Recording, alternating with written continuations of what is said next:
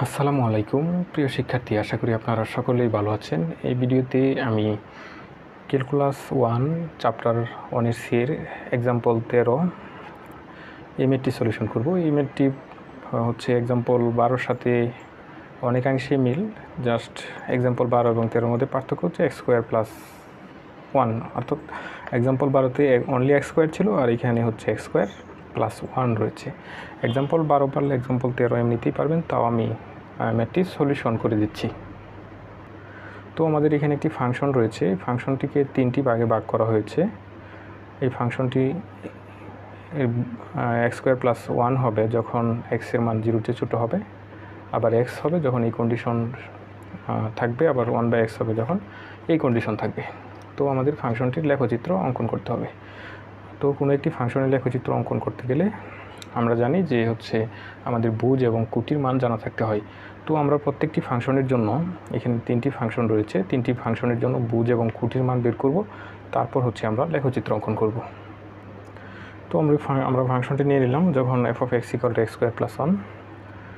তো এর জন্য আমাকে যেটা করতে হবে, x এর ভিন্ন ভিন্ন মানের জন্য y এর মান বের করতে হবে। আমরা f(x)কে y চিন্তা করে নেব। তো আমি এখানে x এর ভিন্ন ভিন্ন মান বসাবো, এখানে y এর মান বের করব। আসলে অনেকগুলো মানের প্রয়োজন নেই, প্রায় 4-5টি মান হলে আমাদের হয়ে যাবে। তো x এর মান যদি আমরা 2, আচ্ছা এখানে বলছে x এর ভ্যালু কীরকম হবে, x এর ভ্যালু হবে 0-র চেয়ে ছোটো হবে। 0-র চেয়ে ছোটো মান নিয়ে আমাকে কাজ করতে হবে। তো 0-র চেয়ে ছোটো বললেও আমরা 0টা নিব এখানে। তো 0 যদি নিই তাহলে হবে 1 হবে এখানে, যদি 0 বসাই 0 + 1 1। তারপর হচ্ছে আমরা -2 নিতে পারি, -2 নিলে হবে কত, আমাদের 5 হবে। -3 নিতে পারি, -3 নিলে হবে আমাদের 10 হবে। -4 নিতে পারি, -4 নিলে আমাদের 17 হবে। তো আমরা নিতে যাচ্ছি না, তাহলে আমরা লিখতে পারি, তো আমরা জানি কোনো একটি সমীকরণ যদি এরকম হয় f(x = x² + 1) হয়, অর্থাৎ x² যুক্ত কোনো সমীকরণ থাকে, তাহলে সেটা একটা প্যারাবোলার সমীকরণ হয়ে থাকে। সেটা আমরা পূর্ববর্তী লেকচারে বলেছি। তো সেটা যদি x² + 1 হয় তাও সেটা প্যারাবোলাই হবে, কারণ এখানে 1 একটি কনস্ট্যান্ট। তাহলে আমরা লিখতে পারি এটা কীরকম হবে প্যারাবোলাটা, সেটা হবে 0,1 প্রান্তবিন্দু বিহীন হবে, কারণ হচ্ছে এখানে 0 কিন্তু হতে পারবে না, 0-র চেয়ে ছোটো হবে। যেহেতু 0-র চেয়ে ছোটো বলেছে, তাও আমরা 0 নিয়েছি। 0 নেওয়ার ক্ষেত্রে আমরা যে বিন্দুটা পাবো সেটাকে প্রান্তবিন্দু বিহীন বলতে হবে। এবং -2,5, -3,10, -4,17 বিন্দুগামী প্যারাবোলার অংশবিশেষের সমীকরণ নির্দেশ করে।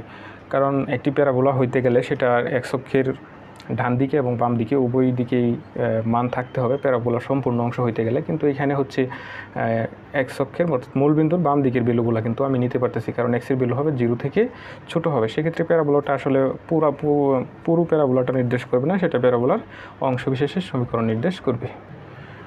এখন আমরা f(x = x) এর জন্য বিন্দুগুলো বের করব। আমরা আগের ভিডিওতে বলেছিলাম যদি কোনো একটি সমীকরণের ফরম্যাট এরকম হয়, এখানে f(x)কে যদি y চিন্তা করি তাহলে y = x, অর্থাৎ y = mx ফরম্যাট হয়ে গেছে, তাহলে এই সমীকরণটা অবশ্যই মূল বিন্দুগামী হবে। যেহেতু সমীকরণটি একটি মূল বিন্দুগামী সরল রেখা হবে, আর আমরা জানি একটি সরল রেখার উপরে 2টা বিন্দু জানা থাকলেই সেই সরল রেখাটা আমরা অঙ্কন করতে পারি।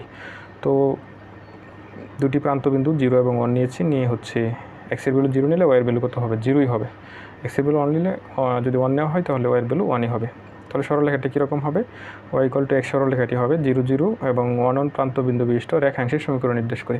রেখাংশ হবে কারণ হচ্ছে এখানে কিন্তু এই সরলরেখাটির যে 2টি প্রান্তবিন্দু ছিল 0 এবং 1, সেই দুটি কিন্তু বলা রয়েছে। অর্থাৎ একটি রেখার যখন আমরা 2টি প্রান্তবিন্দু জেনে যাব তখন কিন্তু সেটা কি হয়ে যাবে, সেটা রেখাংশ হয়ে যাবে। সেটা আমি প্রথম লেকচারে কিন্তু রেখাংশ, রশ্মি এগুলো নিয়ে আলোচনা করেছি। তো শর্ত 2 এর ভ্যালুগুলো আমরা পেয়ে গেলাম।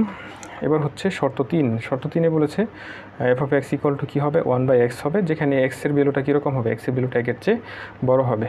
তো আমরা এটার জন্য y = 1/x ধরে নিয়েছি। ধরে নিয়ে আমরা কি বিন্দুগুলো এখানে কিন্তু আমরা বের করে ফেলেছি।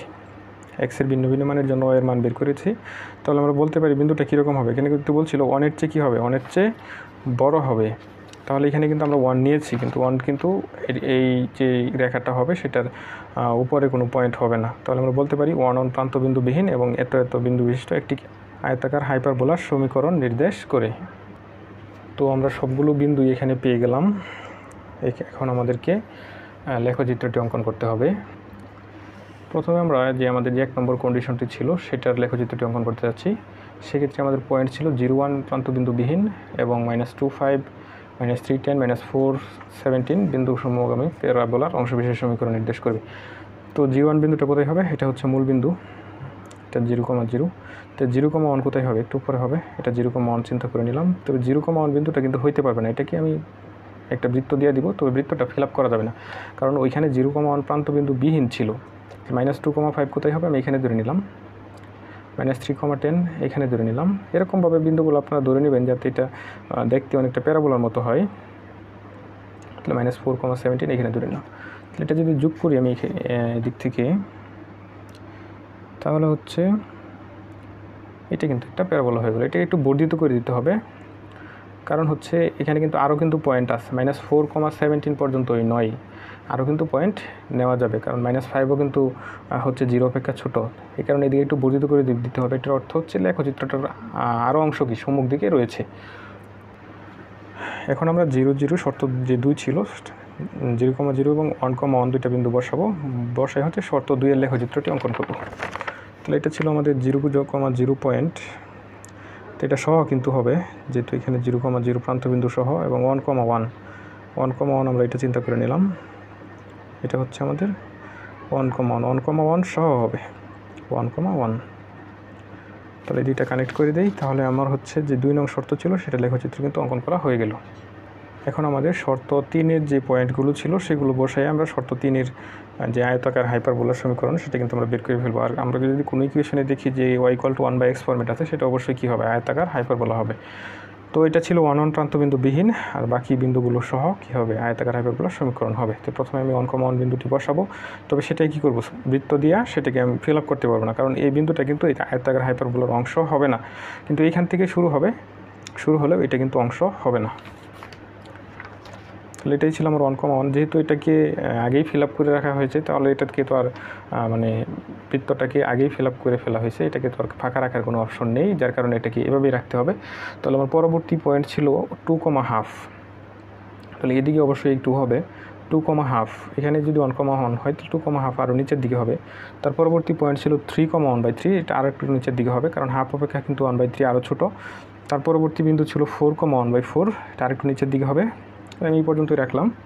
রেখে এগুলো যদি আমি একটু কানেক্ট করে দিই, তাহলে কিন্তু আমি এটাকে একটু বর্ধিত করে দিতে হবে। বর্ধিত করে দেওয়ার অর্থ হচ্ছে এটা কিন্তু আরও অংশ কিন্তু রয়েছে, কারণ এখানে আমার শর্ত ছিল 1 এর চেয়ে বড় মান আমি নিতে পারবো। 1 এর চেয়ে বড় কিন্তু ইনফিনিটিভ সংখ্যক মান রয়েছে, সবগুলো মান কিন্তু আমি নেই নাই, যার কারণে লেখচিত্রে বাকি অংশটুকু কিন্তু রয়েছে, যার কারণে হচ্ছে এটাকে একটু বর্ধিত করে দিতে হবে।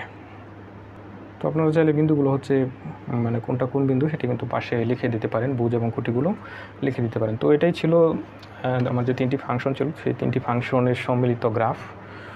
তো এই ম্যাথটিতে এই ফাংশনের ডোমেইন এবং রেঞ্জ বের করতে বলেছে। তো ডোমেইন এবং রেঞ্জ বের করার ক্ষেত্রে আপনারা আমার যে পূর্ববর্তী ভিডিওটি রয়েছে, অর্থাৎ এক্সাম্পল 12 এর ডোমেইন এবং রেঞ্জ, আর এটা ডোমেইন এবং রেঞ্জ বের করার সিস্টেম সেম। এখানে চিত্রটা জাস্ট একটু ব্যতিক্রম ছিল, যার কারণে অঙ্কটা আমি করে দিলাম। তো আশা করি ম্যাথটি আপনারা বুঝতে পেরেছেন। তো চ্যানেলটি যদি সাবস্ক্রাইব করে না থাকেন, তাহলে অবশ্যই চ্যানেলটি সাবস্ক্রাইব করে রাখুন। সকলে ভালো থাকবেন, সুস্থ থাকবেন। আল্লাহ হাফেজ।